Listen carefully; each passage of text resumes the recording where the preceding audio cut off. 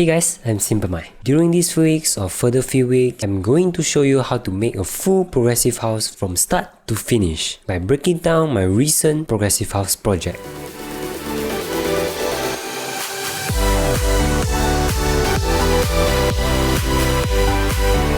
This series consists of 6 episodes which come with chords and melody, the bass layering, the leads layering, the drums and percussions, the breakdown which is the instruments, and the vocals.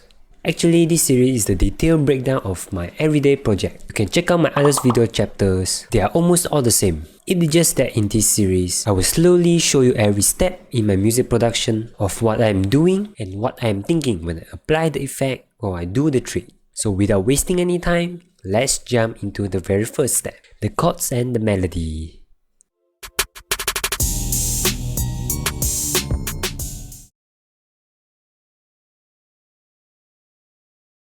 So, to start the track, to start the music, you have different steps to start the music.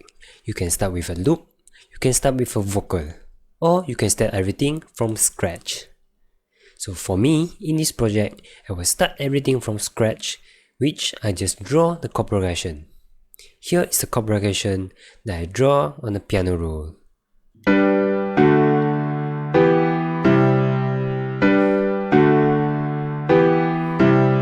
Here, I have 4 chords progression, which is the G major, D major, E minor, and C major.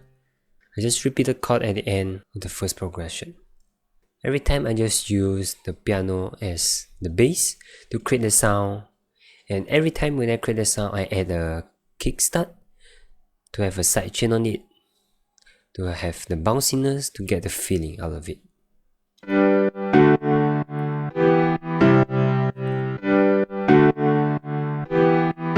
As you can hear, you add much more feeling into the track. And now we can proceed to the melody. Actually, the melody is very subjective. It's not right or wrong. Just that if you think the melody is right, you can proceed with it. If you think the melody is not correct or anything, there's no right or wrong. You can every time adjust the melody until you like. In this track, I decided to make something happier. So I wrote a major key, which is the G major, and I wrote this melody.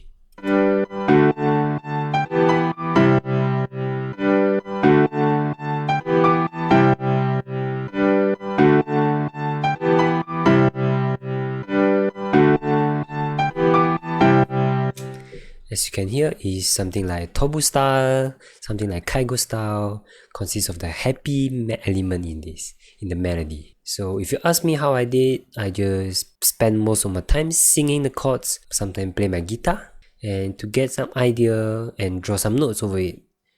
And here I came out with this melody.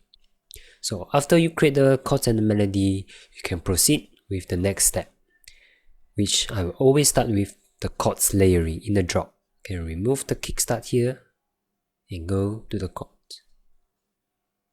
So the very first chord I layer is by using a serum.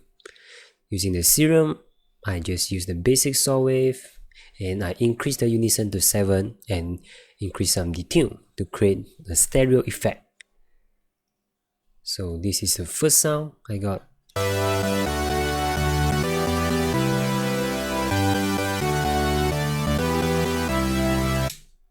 As you can hear, the chords is just following the melody. The rhythm is following the melody that I got.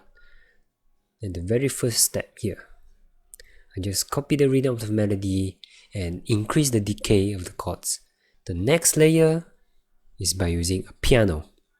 Why? Because I want to increase the attack of the overall chords layering. So as you can hear,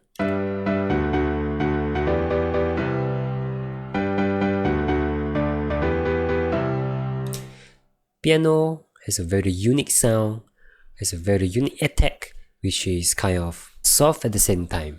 It's a great tool, it's a great sound for me to increase the attack, but not too much.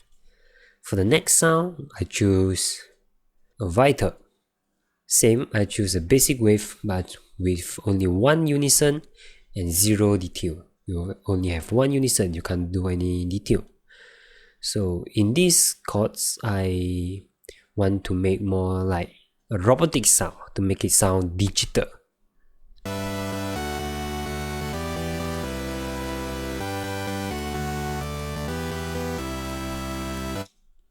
It's like a little bit of distortion and some 8-bit crash sound. For the last step, I choose a white noise, which is by using a 3 oscillator and just choose the white noise generator. As you can hear, everything is just noise. Right, so everything sound together without the effects is like this.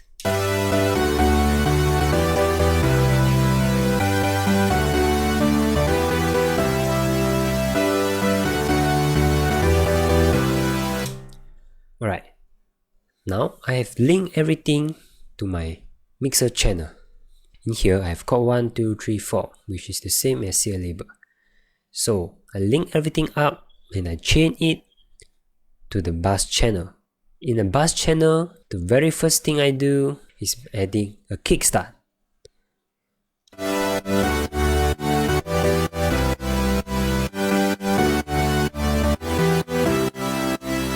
So if you ask me why I put a kickstart at the end of every effects channel, because I want all the effects, I want the sound go through the effect first, then only sidechain. If not, they will be very noisy and messy. After the sidechain, the other thing I will do is add an EQ. In this EQ, I remove the bass frequency because later in the next episode, I will show you how to layer bass, and in this section, I want to create a space for the bass to come in later. And here is the after result.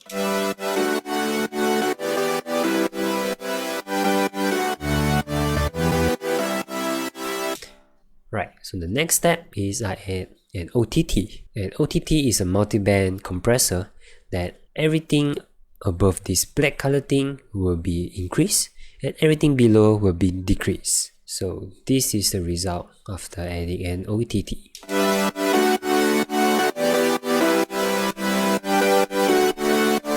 As you can hear, everything sounds a bit clearer and more bright. Okay, alright, the next step is I add the reverb to create space for the chords to have the feeling in the drop.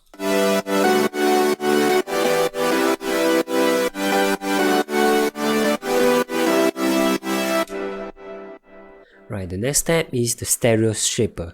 This one I just add in to create the more stereo sound.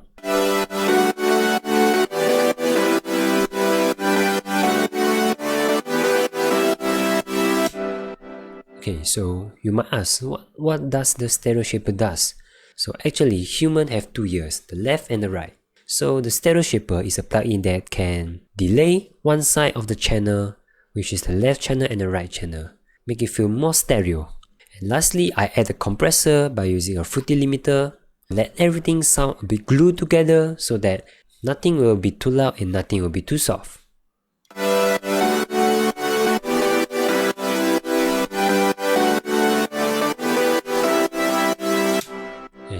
Just a reminder here when you use fruity limiter, because fruity limiter consists of a limiter and a compressor. So if you want to use a compressor and not the limiter, you have to increase the ceiling. If not, it will act as a limiter. Alright, so this is the episode of the chord making process. If you want to learn more about the process of making progressive house, make sure to check this video out at the time I post. This series consists of 6 episodes and I hope to see you in the next video. Bye bye.